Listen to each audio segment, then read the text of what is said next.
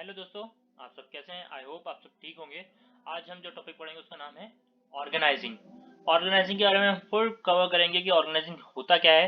वैसे तो ये आपने अगर फंक्शन पढ़ोगे मैनेजमेंट के, तो उसमें ये दूसरा स्टेप है after planning.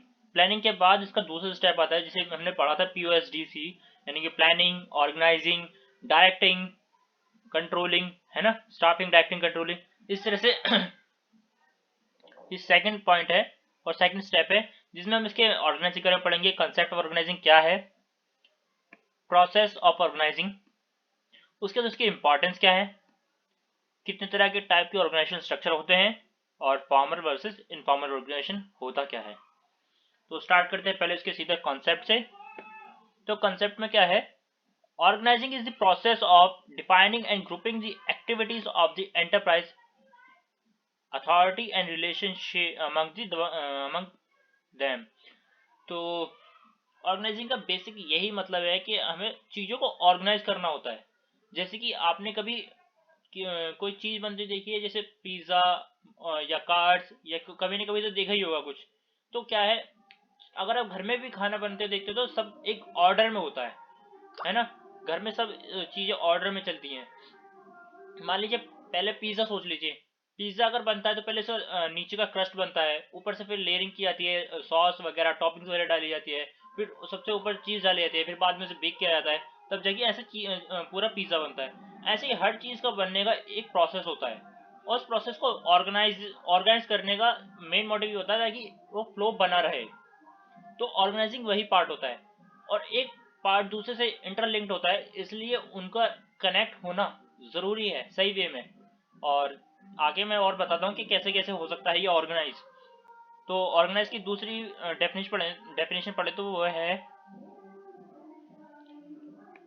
To organize a business is to provide it everything useful to its functioning. कि बिजनेस को चलाने के लिए जो भी यूजफुल है, चाहे जैसे रॉ मटेरियल, मशीनरी, मैंने एग्जांपल भी लिखे हैं, जैसे रॉ मटेरियल हुआ, मशीन्स हुए, या टूल्स, या कैपिटल, या पर्सनल, ये सब क्या है, मेन रिसोर्सेज तो हैं। जिस इन्हीं रिसोर्सेज की वजह से तो क्या है, प्रोडक्शन होती है, गुड्स एंड सर्विस बनते हैं। हम रॉ मटेरियल लगाते हैं, मशीनरीज में है पे पैसा खर्च करते हैं, टूल्स एंड कैपिटल लगाते हैं, पर्सनल भी खर्च करते हैं, जिससे कब क्या होता है, उसके बाद जाके कोई एक प्रोडक्ट बनता है। तो इनका भी एक प्रोसेस होता है, पहले रॉ मटेरियल आता है, फिर मशीनरी पे लगते हैं और मशीनरी में डालते हैं उस रॉ मटेरियल को, हम वेरियस टूल्स इस्तेमाल करते हैं, और कैपिटल की मदद से ये सब संभव हो सकता है। और उसके बाद फिर हम उस लेबर प्रोडक्टिव टेक्निक से उस प्रोडक्ट को बनाते हैं। तो उससे क्या है, ये भी एक प्रोसेस ही है ना। तो उस प्रोसेस को ऑर्गेनाइज करना मेन पॉइंट है, क्योंकि उस प्रोसेस के जैसे रॉ मटेरियल है या मशीनरी है, इनके अंदर भी कुछ ना कुछ वर्क होते हैं, या सब पॉइंट होते हैं, या सब टास्क होते हैं। उनको भी ऑर्गेनाइज करना बहुत डिफिकल्ट होता है, क्योंकि एक छोटी मोटी ऑर्गेनाइजेशन भी बहुत सारे टास्क परफॉर्म करती है साइड बाय साइड एक साथ ही। Once the objective is formulated, then the second step is to organize the resources for the achievement of the। तो पहला क्या होता है, हर कंपनी कोई ना कोई अपना एक ऑब्जेक्टिव सुनती है। मान लीजिए, वैसे तो हर कंपनी का ऑब्जेक्टिव ऐसा एक एक साल का मानती है, क्योंकि क्या है, उन्हें उस क्योंकि अगर हम एक लंबा गोल रखें और एक छोटा गोल रखें तो सबसे आसान क्या होगा, छोटा गोल अचीव करना। और आप किसी बड़े गोल को छोटे छोटे पार्ट्स में डिवाइड करते हैं तो आप उस गोल को जल्दी अचीव कर सकते हैं और बेटर अचीव कर सकते हैं। तो इसलिए हर कंपनी 1 बाय ईयर, एक ईयर में अपने छोटे छोटे गोल्स करती है कि हमें आज ये प्रोडक्ट, इस साल हमें बेहतर ग्रोथ करनी है, या फिर हमें इसका एक और ब्रांच बनानी है, या फिर ऐसा है ना। तो पहले क्या होता है, उनका मेन ऑब्जेक्टिव होता है।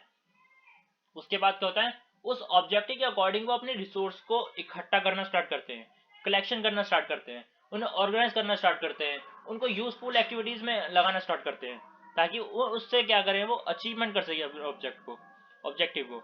उसके बाद है प्रोसेस ऑफ ऑर्गेनाइजिंग, कि अब इतना कुछ हम पढ़ रहे हैं ऑर्गेनाइज के बारे में, तो उसका प्रोसेस क्या है वो सीधा सीधा पढ़ लेते हैं, क्योंकि जरूरी भी है। तो पहले क्या करते हैं, आइडेंटिफिकेशन ऑफ वर्क, कि काम क्या है ना। उसके बाद उसे क्या है, छोटे छोटे पार्ट्स में डिवाइड करना। जैसे कि मेन क्या है, पिज्जा बनाना, पर पिज्जा को कितने छोटे छोटे हिस्सों में डिवाइड करते थे। जैसे पिज्जा का क्रस्ट कोई और बनाता है, सॉस कोई और बनाता है, टॉपिक कोई और काटता है, चीज कोई और स्लाइस करता है। तो इस तरह से क्या है, पर बाद में क्या है, सारा काम एक साथ इकट्ठा करके एक पिज्जा बनता है ना। बेक कहीं और करता है। इस तरह से सारा का सारा काम इकट्ठा करके एक एक पूरा का पूरा पिज्जा बनता है। ऐसे ही कार में क्या होता है, आपने कभी कार बनती देखी, असेंबली देखी होगी लाइन, तो उसमें क्या है, एक बंदा स्टीयरिंग व्हील बनाता है, एक हेडलाइट बनाता है, तो एक व्हील बनाता है, तो एक उसकी चैसी बनाता है, तो एक उसकी सीट बनाता है, और बाद में जाके पूरी कार असेंबल कर दी जाती है। इसी तरह से क्या होता है, उससे क्या होता है, स्पेशलाइजेशन होता है। स्पेशलाइजेशन मतलब वो उस काम में एक्सपर्ट बन जाते हैं। वो दूर से देख के बता सकता है कि इस कार में खराबी क्या है, इसकी सीट खराब है क्यों है, कहाँ से खराब, तो उनके क्या है, स्पेशलाइजेशन आती है उसको। एक काम को आप दोबारा करोगे तो आप उसके क्या एक्सपर्ट बन जाओगे। उसके बाद दूसरा स्टेप है डिपार्टमेंटलाइजेशन। जो सेम नेचर की एक्टिविटीज है उनको सेम नेचर के डिपार्टमेंट में डालना। जैसे कि कंपनी में बहुत सारे अकाउंट्स डिपार्टमेंट होते हैं, जैसे finance department, marketing department, purchase department, HR department. इनका मेन काम क्या होता है, ये डिपार्टमेंट बना तो दिए इन्होंने, इसका मेन काम क्या होता है, जितनी भी फाइनेंस से रिलेटेड काम होगा वो कहाँ जाएगा, फाइनेंस में, ऑब्वियसली बात है। और मार्केटिंग से रिलेटेड काम होगा, सेल्स, एडवर्टाइजमेंट, पर है ना, जितना भी होगा वो सब मार्केटिंग में जाएगा। और जितना भी परचेज से रिलेटेड, रॉ मटेरियल परचेज करना, रॉ मटेरियल का शिपमेंट वगैरह सब कुछ कहाँ से है, वो परचेज डिपार्टमेंट हैंडल करेगा। तो मेन क्या है, जो सिमिलर नंबर ऑफ एक्टिविटीज है ना, जो सिमिलर नेचर की है, उन्हें सेम डिपार्टमेंट में डालना है। उसके बाद क्या है, असाइनमेंट ऑफ ड्यूटीज। तो यहाँ पे क्या है, ड्यूटीज को असाइन करना। कि अब जो हमने डिपार्टमेंट्स बनाए हैं उनके अंदर बंदे भी तो चाहिए ताकि वो काम कर सके। तो उनके उसके अंदर हमें सही वर्कर भी चाहिए, जो उस काम के अकॉर्डिंग वर्क कर सके, उस काम के अकॉर्डिंग सोचे, उस काम के अकॉर्डिंग अच्छा बेटर रिजल्ट दे। उसके बाद स्टैब्लिशिंग रिपोर्टिंग रिलेशनशिप, कि उनके बीच में एक रिपोर्टिंग रिलेशनशिप लगाना, कि कौन किसको रिपोर्ट करेगा, कब किसको रिस्पॉन्सिबिलिटी है डिसीजन लेने की, कौन रिस्पॉन्सिबल है, कौन अथोराइज्ड है। तो पहले हम शुरुआत से पढ़ें तो हम पढ़ेंगे पहले आइडेंटिफिकेशन डिवीजन ऑफ वर्क। ठीक है, ये क्यों होता है, ताकि हम अवॉइड कर सके वेस्टफुल एक्टिविटीज और डुप्लीकेशन ऑफ एक्टिविटीज। वेस्ट यानी कि अगर हम एक ही बंदे पे हम सारा काम डाल दें कि पूरा पिज्जा तू ही बनाएगा, तो वो क्या करेगा, या तो वेस्टेज ज्यादा करेगा, या क्वालिटी सही नहीं आएगी, या सामान ज्यादा वेस्ट होगा, है ना। तो उससे क्या है, एक्सपर्ट तो बन ही नहीं पाएगा वो, क्योंकि कम टाइम में इतने सारे पिज्जा कैसे बनाएगा।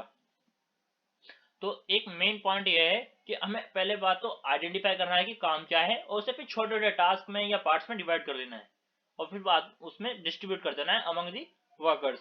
उसके बाद है दूसरा departmentalisation, grouping the same nature of activities in one department. जो सिमिलर नेचर की एक्टिविटीज हैं अंडर दी वन डिपार्टमेंट, उन्हें क्या करना है, डिपार्टमेंटलाइजेशन करना है on the base of function. Function जैसे मैंने बताया आपको, फाइनेंस हुआ, एचआर हुआ, मार्केटिंग हुआ, ये सब क्या है, फंक्शन ही तो है।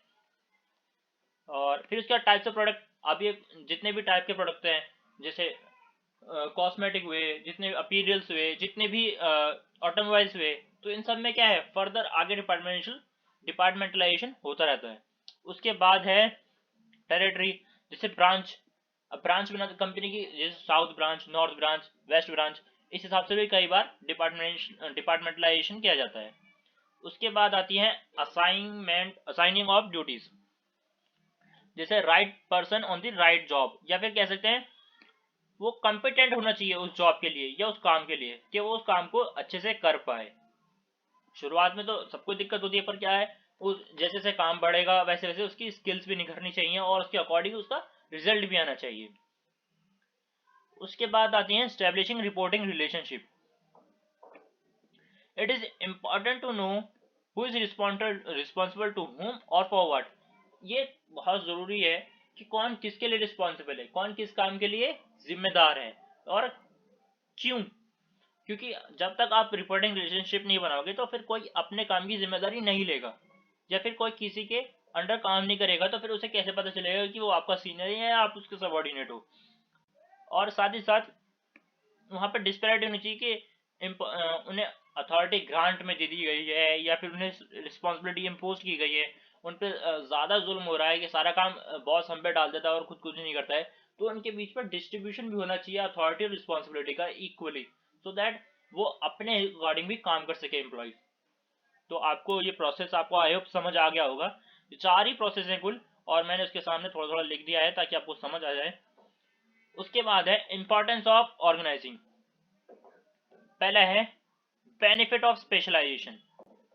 बेनिफिट ऑफ स्पेशलाइजेशन जैसे मैंने आपको खुद बताया, अभी थोड़े दिन पहले बताया था कि डिवीजन ऑफ वर्क, अगर आप किसी काम को छोटे पार्ट्स में डिवाइड कर दोगे तो उससे क्या होगा, एक्सपर्ट बन जाओगे आप उस चीज के, है ना।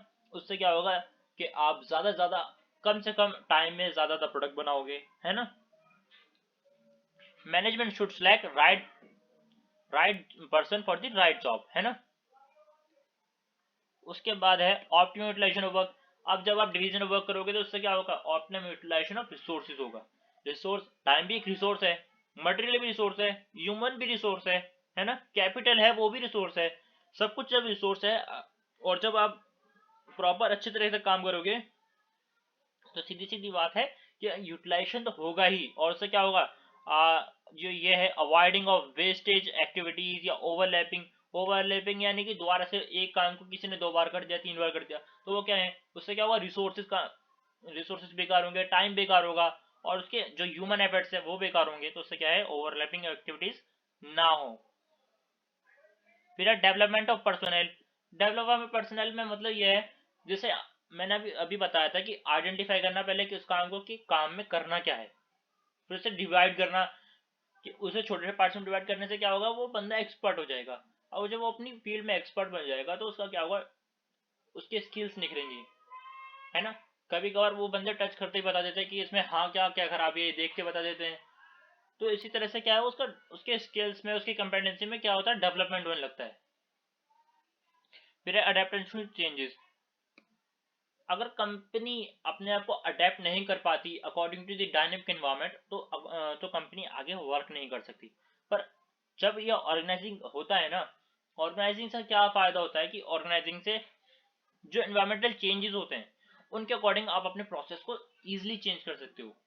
अगर मान लीजिए आप पहले कोई और प्रोसेस कर रहे थे, पर अब नई टेक्नोलॉजी आने के कारण से अब वो प्रोसेस थोड़ा चेंज हो गया है, पर आप उस चेंज को अपनी कंपनी में ला सकते हो, क्योंकि आपने पहले से ही एक ऑर्गेनाइजिंग और डिसिप्लिन बनाया हुआ है कि आपको इस काम के बाद ये काम करना है। पर आप उसी काम को थोड़ा सा चेंज कर दोगे स्लाइडली, पर उसके बाद क्या होगा, थोड़ा टाइम लगेगा, पर ऑर्गेनाइजेशन के जो एम्प्लॉयज हैं उन्हें उसकी आदत पड़ जाएगी।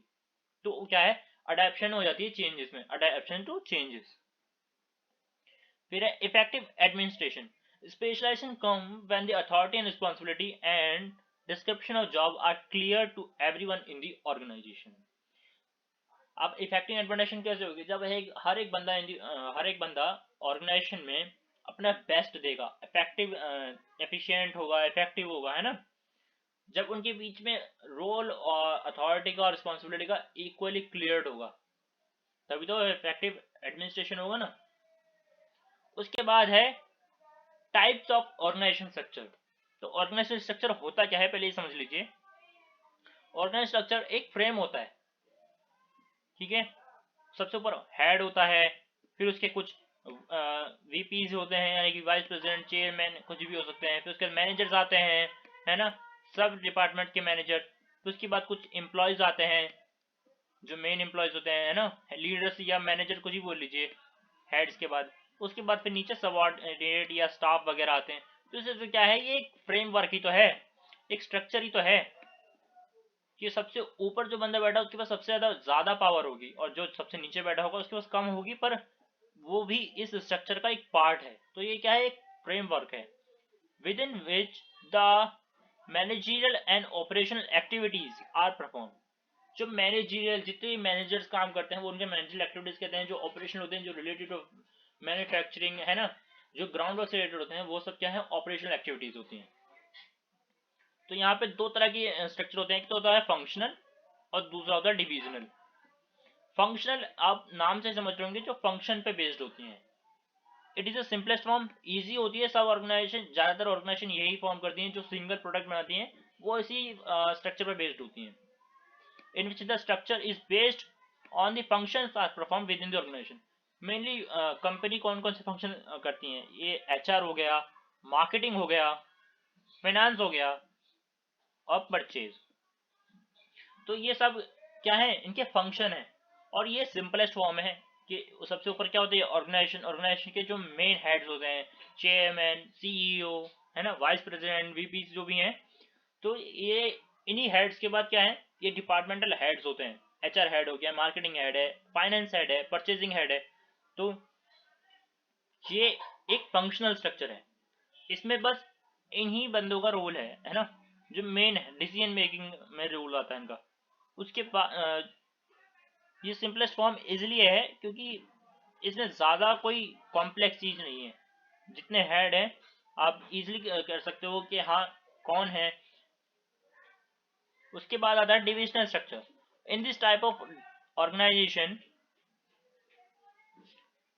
in this type of organization the structure is mainly depends upon the number of product are manufactured in the organization। अब मान लीजिए किसी कंपनी में एक, किसी में दो, किसी में तीन और किसी में चार, या किसी में एन नंबर से प्रोडक्ट, एन नंबर तो नहीं होंगे, मतलब 50 तक मान लीजिए जो प्रोडक्ट बनाती है, तो उसी हिसाब से उनके क्या होंगे, ऑर्गेनाइजेशन स्ट्रक्चर होगा, उनकी बेस पे होगा।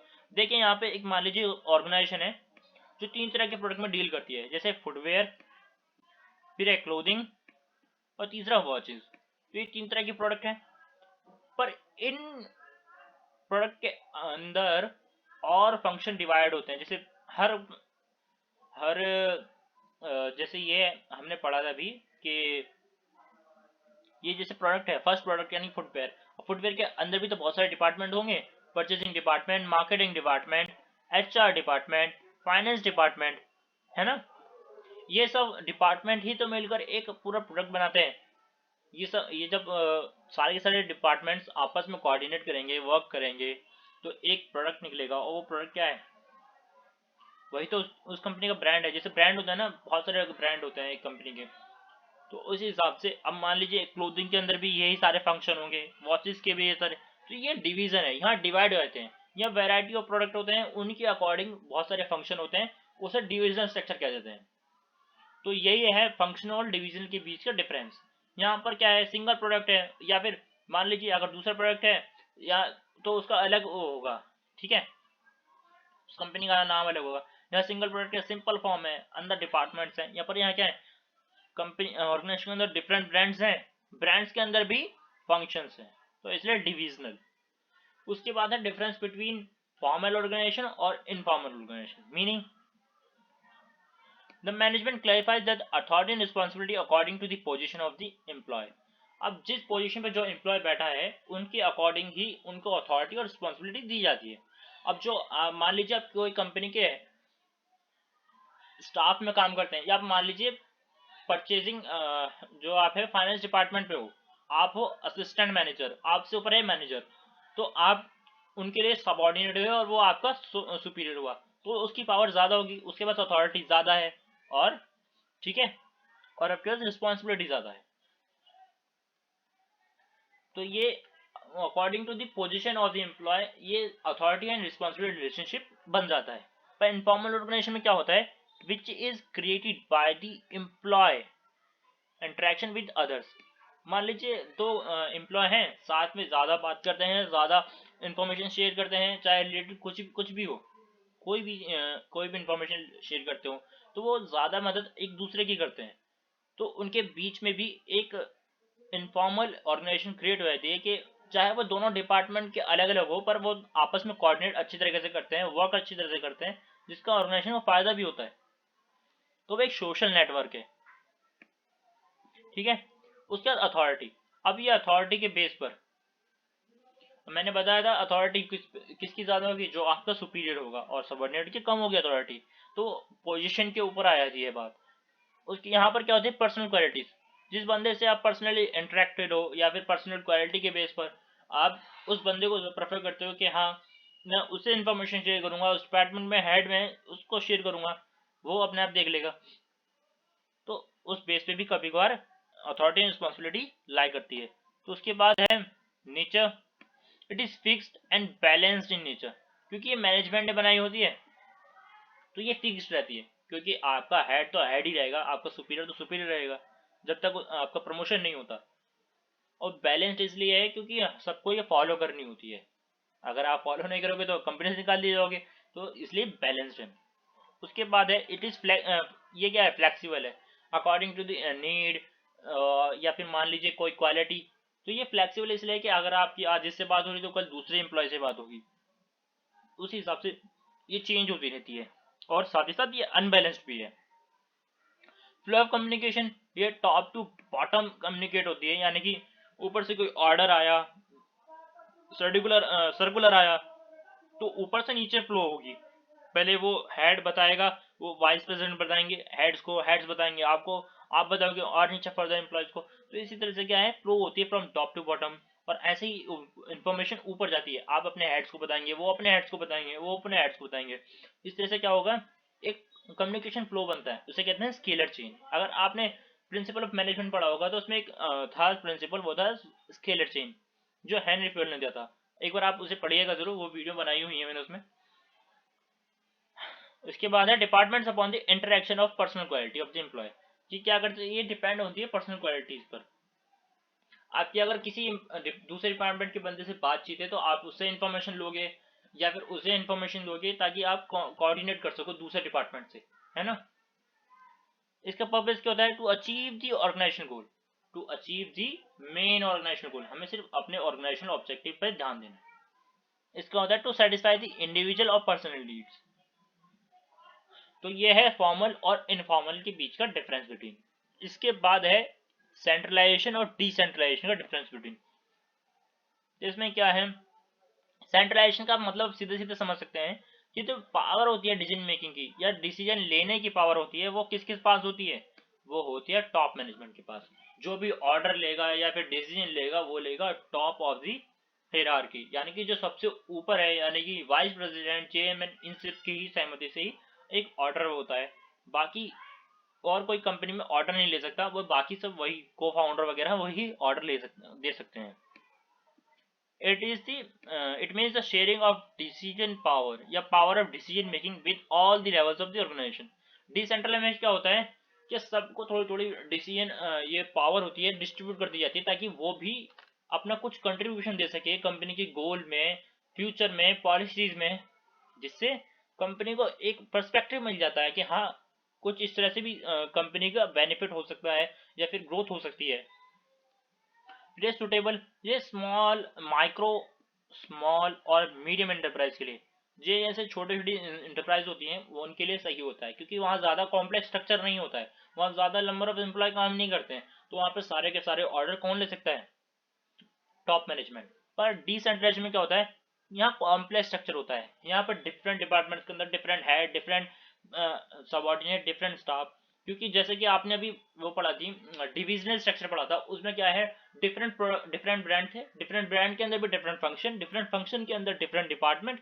तो इसी तरह से क्या है, कॉम्प्लेक्स होता चला जाता है।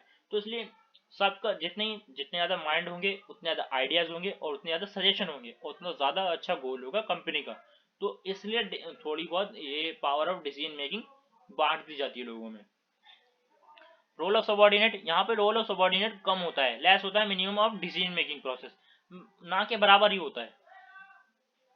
पर यहाँ पर जो डिसेंट्रलाइजेशन है इसमें डिसीजन मेकिंग पावर मोर होती है, ज्यादा होती है एज कंपेयर टू सेंट्रलाइजेशन, जहाँ पर suggestion, initiative, ideas etcetera share किए जाते हैं अपने बॉस से, है ना, कि कंपनी के जो ये काम है ये इस तरह से भी किया सकता है, ये इस तरह से भी करने से क्या होगा, हमें कम लागत लगे या कम वेस्टेज हो।